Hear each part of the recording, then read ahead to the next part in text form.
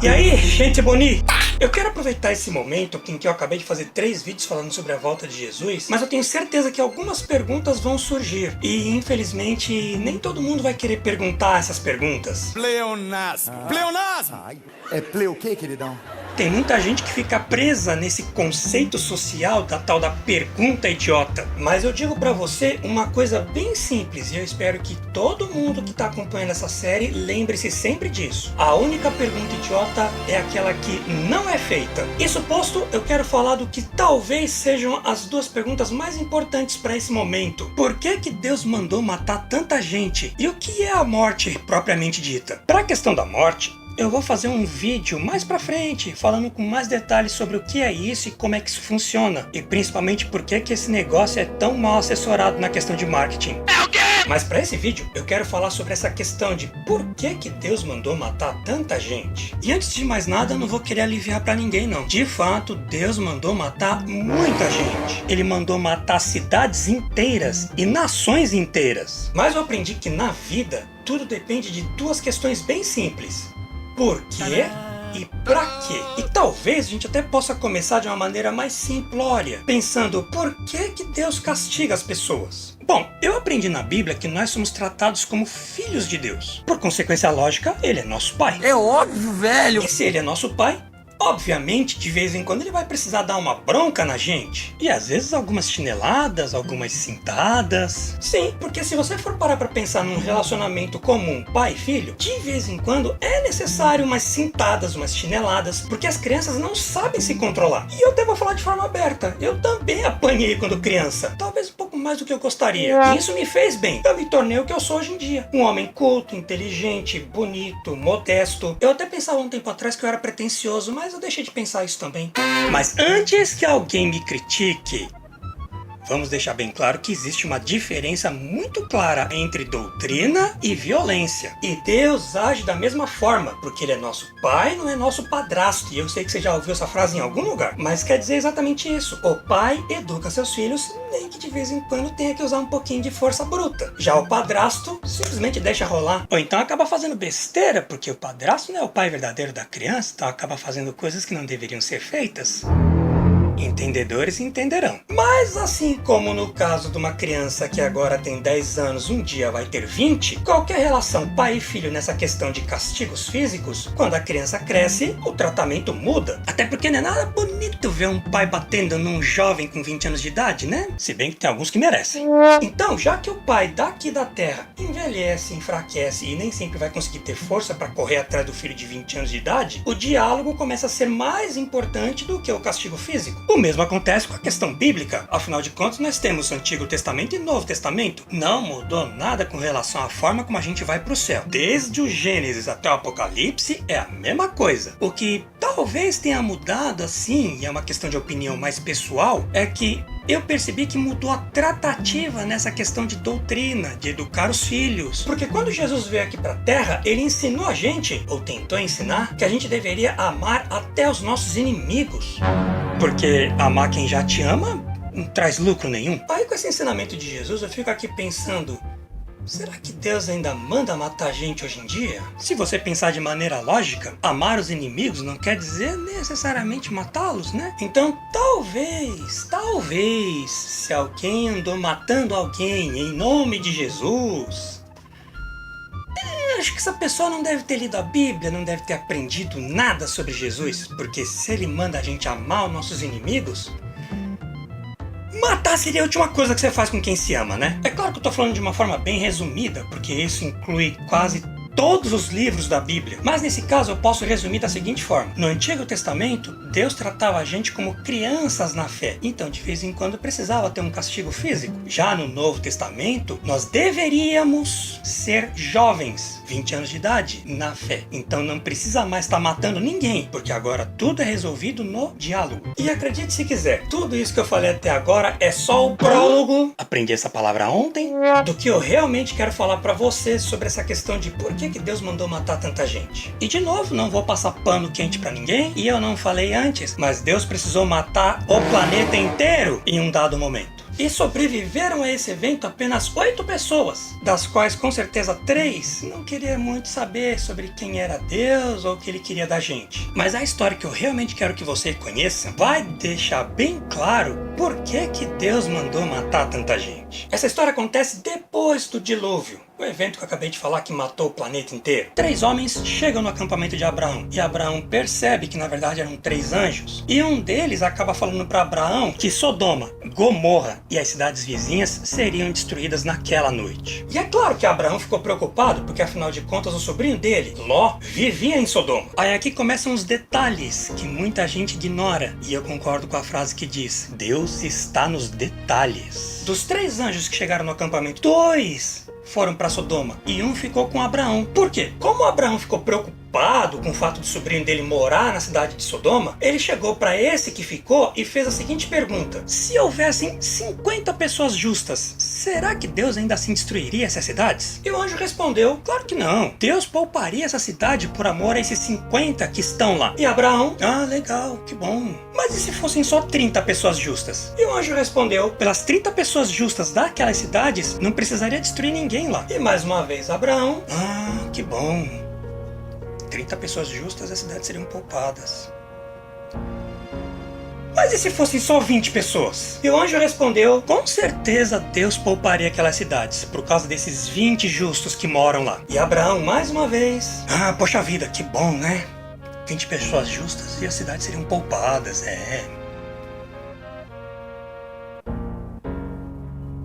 E se fossem só 10? E o anjo prontamente respondeu: Deus pouparia aquelas cidades. Ninguém precisaria morrer. Nada precisaria ser destruído se houvessem pelo menos 10 pessoas justas lá em Sodoma, Gomorra e região. E aí nesse momento a Bíblia corta a conversa, porque se Abraão descesse para 5 pessoas, depois 4, 3, 2, a cidade ia ser destruída do mesmo jeito, porque só tinha uma pessoa justa lá. E ainda assim não era flor que se cheire. Saber que em várias cidades, Sodoma, Gomorra e todas as outras em volta, só tinha uma pessoa justa, isso pra mim já é mais que suficiente pra considerar essa história uma história horrível. Mas dá pra piorar. Você vai entender isso com a história dos 2 anjos que foram pra Sodoma. Assim que eles chegaram lá, Ló encontrou eles e insistiu muito para que esses anjos fossem pra casa de Ló. Os anjos aceitaram e assim que entraram na casa de Ló, alguém bate na porta e fala o seguinte: Ló, sabemos que 2 estrangeiros entraram na sua casa. Ai, nem acredito que eu vou falar isso. Mas tá na Bíblia, né? Traga esses 2 homens para fora, porque nós queremos ter relações sexuais com eles. E tem uma questão que a Bíblia relata e que eu quero dar uma especial ênfase aqui. Esse cara não estava sozinho. Ele estava com amigos? Não. Ele estava com uma galera? Não. Ele estava com uma multidão? Não. Ele estava com a torcida do Corinthians? Não. Eu aprendi na Bíblia que todos os homens de Sodoma estavam ali naquele momento. Tanto velhos como moços. Ia ser o maior estupro coletivo em praça pública do mundo. Só esse pedacinho, combinado com o outro que eu já falei, faz essa história ser mais horrível.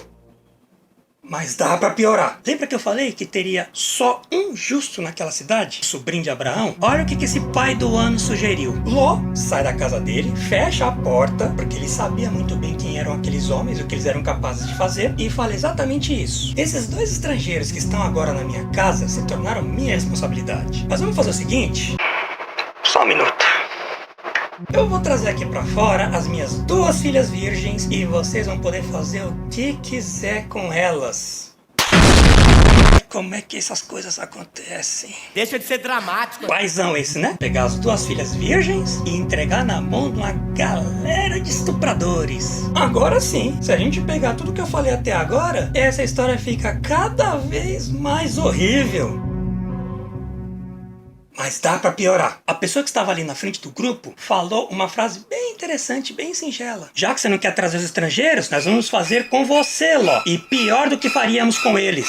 Aí nesse momento, os anjos perceberam que não tem mais jeito. Abrem a porta, puxam Ló pra dentro da casa dele, fecham a porta e deixa todo mundo ali cego. Então os anjos pegam Ló pelo braço, a esposa dele, as 2 filhas, leva pra fora da cidade e fala: meu amigo, corre para as montanhas e não olhe para trás. E essa expressão, não olhe para trás, significa arrependimento. Talvez Talvez você queira fazer de novo a leitura literal, mas se eu falar pra você essa frase que diz: esse homem foi embora e não olhou pra trás, significa o quê? Que ele poderia ir embora andando de costas, é isso? Não, quer dizer que ele não se arrependeu, por isso que ele não olhou pra trás. Mas nesse momento, a esposa de Ló, arrependida de ir embora de Sodoma, para e olha pra trás. E é nesse momento que aparece a tal da estátua de sal, que muita gente deve conhecer. Mas eu sei que alguém aí deve falar: tá vendo? A esposa de Ló estava arrependida porque aquela cidade era boa, era bacana de viver lá. Exatamente isso. Mas eu tenho uma explicação muito simples pra você entender do que a esposa de Ló tinha realmente se arrependido. É fato que muitos líderes religiosos costumam dar uma pequena polida nessa questão e falam que ela ficou com arrependimento de deixar o luxo, a riqueza, talvez os vizinhos, os amigos. E eles falam isso justamente porque eles são líderes religiosos. Eles não podem falar de forma tão aberta o que realmente aconteceu ali. Mas como eu não sou líder religioso nem nada, eu não tenho nenhuma preocupação de falar pra vocês o que eu realmente penso dessa cena. Primeiro, vamos a fatos modernos. Eu não sei se você vai conhecer ou vai entender o que eu vou descrever aqui agora, mas eu vou ter que descrever da maneira mais tranquila possível para que esse vídeo não seja censurado pelo YouTube. Imagina uma caixa que tem aí mais ou menos 1,5 metro de largura e de profundidade e um pouco mais de 2 metros de altura. Agora imagina que nas laterais dessa caixa tem buracos que daria para colocar, sei lá, o meu braço inteiro lá. Agora imagina alguém pelado dentro dessa caixa e uma galera também pelada em volta dessa caixa. Eu acho que não precisa ir muito além disso, né? Você já entendeu que vão colocar qualquer coisa por aqueles buracos. Mas o principal dessa história é que quem tá do lado de dentro não sabe quem tá do lado de fora. E quem tá do lado de fora não sabe o que tem do lado de dentro da caixa. Pode ser uma mulher, pode ser um homem, pode ser um guaxinim. Ah, é só isso? Não. Pensa numa situação parecida, mas nesse caso agora é um salão, 4 paredes. Em cada parede tem uma espécie de um compartimento, como se fosse um quadrado assim. Aí pra dentro da parede, nesse compartimento, tem uma cama. Aí, por exemplo, uma mulher nua deita na cama, fecha uma portinhola, que ela não fecha toda, fica um buraco um pouco maior e fica a cintura dessa mulher pra fora dessa portinhola. Agora, entra uma galera nesse salão e eles podem fazer Sacanagem. com qualquer pessoa ali dentro. Ou seja, virar aquela festa do... Não vou falar isso não. E de novo, as mulheres dentro desses compartimentos não fazem ideia de quem é o homem que fez o que tinha que fazer e foi embora. E ainda tem mais um. Eu acredito que muitos já conhecem o tal do Clube das Mulheres. E basicamente é assim. Um homem entra, tem uma plateia de mulheres, ele faz striptease e vai embora. Pelado, com a mão no bolso. Agora, existe um clube muito parecido, mas nesse clube o homem já entra nu, no máximo usando um gorrinho, talvez meias, e as mulheres naquele ambiente já estão predispostas a relações sexuais completamente sem controle. E aí esse homem que entrou, ele pode fazer Sacanagem. com qualquer uma delas, sem nem perguntar o nome, sem nem se apresentar, sem nada. Ai, esse vídeo vai ser censurado. Mas eu precisei falar tudo isso que é pra você entender que se no mundo atual, com todo o conhecimento e informação que nós temos, é descontrolado assim, imagina naquele tempo. E eu posso garantir que é por conta disso que a esposa de Ló estava com arrependimentos de sair de Sodoma. E nem é difícil de imaginar o que eu descrevi até agora de Sodoma. Sexo descontrolado. Então, com certeza, a esposa de Ló ficou arrependida de deixar isso pra trás. Isso, pra mim, de novo, deixa essa história cada vez mais horrível. Mas... exatamente. Sempre dá pra piorar. Porque nesse caso agora sobreviveram Ló e suas 2 filhas, certo? E eles foram pras montanhas, certo? Aí olha que interessante esse diálogo que as 2 filhas de Ló tiveram uma com a outra. Uma chama a atenção da outra pro fato de que nos arredores daquela caverna não tinha cidade, não tinha casa, não tinha homens que pudessem engravidá-las e que pudessem dar filhos a elas. Aí a brilhante ideia que as 2 tiveram foi a seguinte: embebedar o pai, ter relações com ele e engravidar dele. Ideia genial, né? Mas dizer o quê? Se o pai já queria oferecer as filhas para estupradores, o que as filhas poderiam pensar dessa questão? E foi exatamente isso que aconteceu. As 2 engravidaram do pai. Um detalhe importante pra gente entender como é que era o caráter de Sodoma e Gomorra e como isso contaminou até a família do único homem justo daquela cidade. Mas se você parar pra pensar na história de Nínive e o profeta Jonas, você vai perceber que nem todo mundo precisa morrer para aprender uma lição. Você vai encontrar no livro de Jonas um profeta que foi instruído medo a ir numa cidade e falar que aquela cidade seria totalmente destruída se eles não se arrependessem. E a Bíblia me ensinou que essa cidade inteira se arrependeu e mudou o comportamento. Deixou de ser uma cidade horrorosa e passou a ser uma cidade boa. E com isso, lembrando aquele anjo que conversou com Abraão, Deus não precisou destruir aquela cidade, porque apareceram pessoas justas. E Sodoma e Gomorra, com certeza, teve profetas avisando da destruição da cidade, como foi o caso de Nínive. Mas aquele povo estava culturalmente tão destruído, estava com a mente tão distorcida, que eles não perceberam que eles estavam fazendo uma coisa errada. Eu até costumo dizer que Sodoma e Gomorra eram cidades que não tinham dinheiro. Era tudo pago na base do sexo. Por exemplo, um cara quer comer 1 quilo de carne, então ele chega pra açougueira e fala, transa com a minha esposa. Ou ele quer comprar 1 quilo de arroz, ele chega pro dono do mercadinho e fala, transa com a minha filha. Ou então ele quer uma túnica nova, ele chega pro alfaiate e fala, transa com meu filho. É assim que eu vejo Sodoma e Gomorra. Não tem outra forma de se ver essa cidade, porque se o sexo estava destruído, é porque estava sendo usado de maneira descontrolada, desregrada. Não tem nem como descrever isso sem palavrões ou sem falar besteiras. Se Deus mandou destruir aquela cidade, é porque não tinha mais jeito. E tanto é que afetou até mesmo as filhas de Ló, que eram virgens. Elas tiveram aquela ideia ridícula porque a cidade já dizia que sexo era para ser feito a qualquer momento, de qualquer lugar, de qualquer forma. Mas olha que interessante. Se a gente parar para prestar atenção nos filhos que cada uma delas teve, a gente vai perceber que talvez Deus tenha exagerado em poupar as duas, porque os filhos delas criaram as nações mais violentas dos tempos bíblicos. Então, eu acho que essa frase, porque Deus mandou matar pessoas, tem que mudar. Porque Deus precisou matar pessoas, ou mais forte ainda, porque Deus foi obrigado a matar pessoas, porque Deus não sente prazer na morte de ninguém. Sabe aquelas pessoas que morrem, você vê no noticiário e você comemora? Deus nesse momento chora, não porque um criminoso morreu, mas porque alguém perdeu a chance de ir para o céu. Pense sempre nisso. Deus não quis matar ninguém, pelo contrário, Deus gostaria que todos fossem para o céu, que ninguém faltasse. Porque vai ter espaço lá.